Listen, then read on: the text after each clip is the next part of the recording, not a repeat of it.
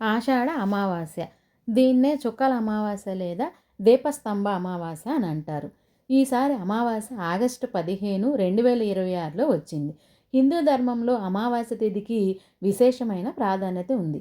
ముఖ్యంగా ఆషాఢ మాసంలో వచ్చే అమావాస్యను ఆది అమావాస్య లేదా చుక్కల అమావాస్య అంటారు, లేదా దీపస్తంభ అమావాస్య అని అంటారు. ఎందుకంటారంటే ఆషాఢ మాసంను దీపస్తంభ అమావాస్య ఎందుకు అంటారంటే దేవాలయాల్లో దీపాలను వరుసగా వెలిగిస్తారు. ఆవు పేడతో చేసిన ప్రమిదల్లో లేదా దీపస్తంభాలపై దీపాలను పెట్టి దీపాలను వెలిగించి పూజ చేస్తారు. చీకటిని పారద్రోవి వెలుగులను నింపే దీనికి ప్రాధాన్యం ఇవ్వటం వల్ల దీనికి చుక్కల అమావాస్య లేదా దీపస్తంభ అమావాస్య అని పేరు వచ్చింది. ఈ ఆషాఢ మాసంలో వచ్చే చివరి అమావాస్యను ఆషాఢ అమావాస్య అంటారు. ఇది దక్షిణాయంలో వచ్చే తొలి లేదా మొదటి అమావాస్య కావడంతో హిందూ సాంప్రదాయంలో దీనికి ప్రత్యేకమైన ఆధ్యాత్మిక ప్రాధాన్యత ఉంది.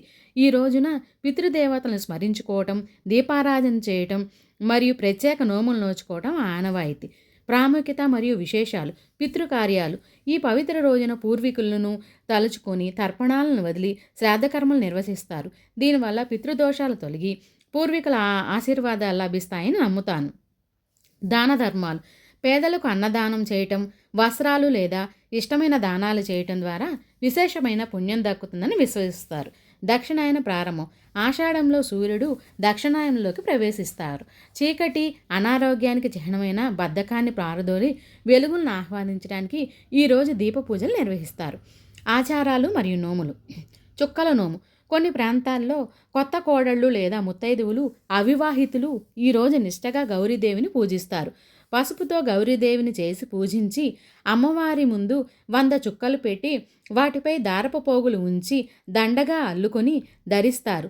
తమ మాంగళ్య బలం కలకాలం నిలవాలని, పెళ్లి కాని వారికి త్వరగా వివాహం కావాలని, మంచి భర్త రావాలని కోరుకుంటారు. దీపారాధన.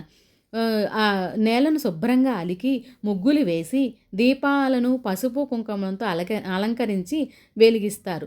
నదుల్లో దీపాలను వదిలే ఆచారం కూడా ఉంది. జలాశయాలు లేదా నదీ స్నానాలు ఆచరించి గోమాత గ్రాసం తినిపించడం ఎంతో శ్రేష్టమని పెద్దలు చెబుతారు. ఈ అమావాస్య పూజా విధానం లేదా నిర్దిష్టమైన పరిహారాల గురించి కొన్ని వివరాలైతే ఉన్నాయి. ఈరోజు చేసే పూజకు 1000 రెట్లు ఫలితం ఉంటుందని, ఈ రోజున దాన ధర్మాలు చేయటం వల్ల, పితృదేవతలు స్మరించటం వల్ల, తర్పణాలు దాన ధర్మాలు చేయటం ద్వారా వారి ఆశీర్వాదాలు లభిస్తాయని, పితృదోషాలు తొలగుతాయని భక్తుల విశ్వాసం. తద్వారా కుటుంబంలో శాంతి, సౌభాగ్యం, ఐశ్వర్యం పెరుగుతాయని నమ్మకం. బ్రహ్మ తపస్సు చేస్తుండగా అతని శరీరంలో నుంచి పొగ రూపంలో 4 పితృదేవతలు బయటికి వచ్చి తమ 4 వంశాలను ఉద్ధరిస్తారని ఒక కథనాలు ఉన్నాయి. ఆషాఢ మాసంలో అత్యంత పవిత్రమైన చుక్కల అమావాస్యను దీపస్తంభాలను అమావాస్యగా చెప్పి దాన్ని నోము నోచుకునే ఆచారం చాలా చాట్ల ఉంది. అయితే మనకి పూర్వకాలం నుంచి ఒక కథ అనేది నానుడిలో ఉంది. సోనకాది మహామునులకు ఈ వ్రత విధానాన్ని గురించి సూత మహాముని చెప్తున్నాడు. ఆ పరమశివుడే స్వయంగా పార్వతీదేవికి ఉపదేశించిన వ్రతము ఈ చుక్కల అమావాస్య వ్రతము. దేవశర్మ అనే బ్రాహ్మణుడు ఉండేవాడు. అతనికి భార్య సుగుణాలవతి మహాపతివ్రత. ఆ దంపతులకు అన్ని సంపదలు ఉన్న పుత్ర సంతానము లేక ఎన్నో తీర్థయాత్రలు చేస్తూ ఉండగా ఫలితం లేకపోయేది. దేవశర్మ ఆ మహాశివుడి గురించి తపస్సు చేసి ఆచరించగా ఆ మహాశివుడు ప్రత్యక్షమై నీకు ఏ వరం కావాలో కోరుకని దేవశర్మను అడుగుతాడు. నాకు పుత్ర సంతానం కావాలని దేవశర్మ ఆ మహాశివుడిని అడగ్గా అతడు అల్పాయుషుడైన కొడుకు కావాలా, అల్పాయుషుడై బుద్ధిమంతుడైన కొడుకు కావాలా, బుద్ధిహీనుడై దీర్ఘాయువు కలిగిన కొడుకు కావాలా అని కోరుకోమంటే నాకు బుద్ధిమంతుడు కావాలని కోరుకుంటాడు. శివుడు దేవశర్మను తదాస్తని దీవిస్తారు. కొంతకాలానికి దేవశర్మ భార్య వరప్రభావం వల్ల కొడుకుకి జన్మనిస్తుంది. 12 మగబిడ్డ పుట్టి నిండు చంద్రుడి వల్లే ఆ బాలుడు దినదిన ప్రమాదంగా ఎదుగుతున్నాడు. ఆ కుమారుణ్ణి చూస్తూ ఆమె దుఃఖిస్తూ ఉండేది. అల్పాయుషుడని ఇతడు ఇలా ఉండగా అతనికి ఉపనయనం చేయాలని దేవశర్మ దంపతులు అనుకొని ఉపనయనం చేస్తారు. కొంతకాలానికి ఇతనికి వివాహ వయసు వస్తే అతనికి ఎవ్వరూ పిల్లనివ్వటానికి ఏ తల్లిదండ్రులు ముందుకు రారు. దాంతో విసుగు చెందిన దేవశర్మ దంపతులు తన కొడుకైన సుశర్మకు ఒక పేద అమ్మాయినిచ్చి వివాహం చేస్తారు. ఈ వచ్చిన తర్వాత ఈ అమ్మాయి ప్రతిరోజు గౌరీ పూజలు చేస్తూ ఉండేది. కొంతకాలానికి సుశర్మ మరణించాడు.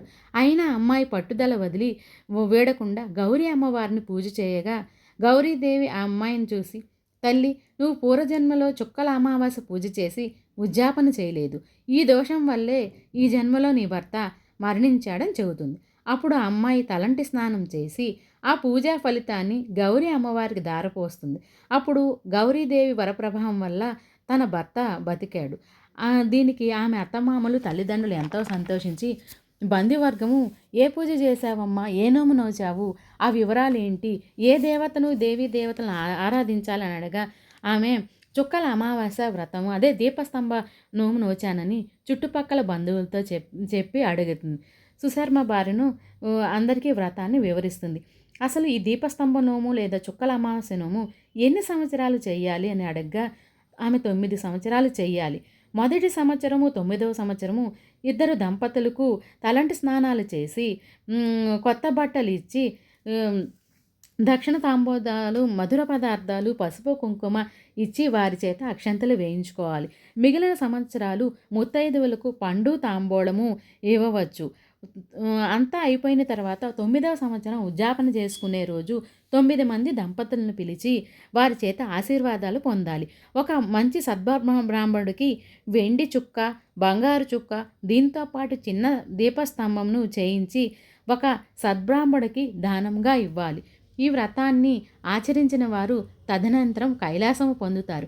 ఈ కథను ఎవరైతే వింటారో వారికి సకల ఐశ్వర్యాలు సిద్ధిస్తాయి. పుత్రపౌత్ర సంతాన భాగ్యాలు పొందుతారు. ధనహీనంగా ఉన్నవారు, ఆర్థిక పరిస్థితి సరిగ్గా లేనివారు ఈ అమావాస్య రోజు లక్ష్మీ పూజలకు 1000 రెట్లు పుణ్యం ఉంటుంది. ధనప్రాప్తి కలగాలంటే పూజలు ఈ విధంగా అమావాస్య రోజు చెయ్యాలని మన పెద్దలు చెబుతారు.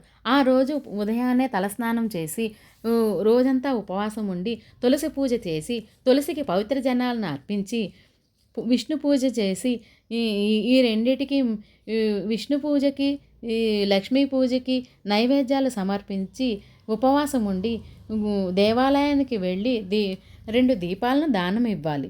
అమావాస్య రోజు గోప్రాంగణం అంతా శుభ్రం చేసి ఆవు పేడతో అలికి ఆవు నేతితో 9 దీపాలు వెలిగించి రంగవల్లుల మీద పెట్టి గోవు దూడ బొమ్మ వేసి వాటికి బెల్లము పండ్లు నివేదించి గోస్తోత్రాన్ని చదవాలి.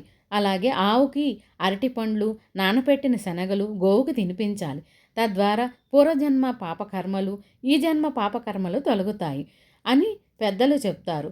ఈరోజు పఠించవలసిన స్తోత్రాలు: స్త్రీ స్తోత్రము, పురుష స్తోత్రము, విష్ణు సహస్రనామాలు, లక్ష్మీ సహస్రనామాలు చదువుతూ లక్ష్మీ అమ్మవారికి ఉదయం పూట సుగంధ ద్రవ్యాలతో, వట్టివేళ్లతో, ఆవు పాలతో అభిషేకం చేస్తే ఆర్థికపరమైన ఇబ్బందుల నుంచి బయటపడతాయని శాస్త్రాలు చెప్తున్నాయి.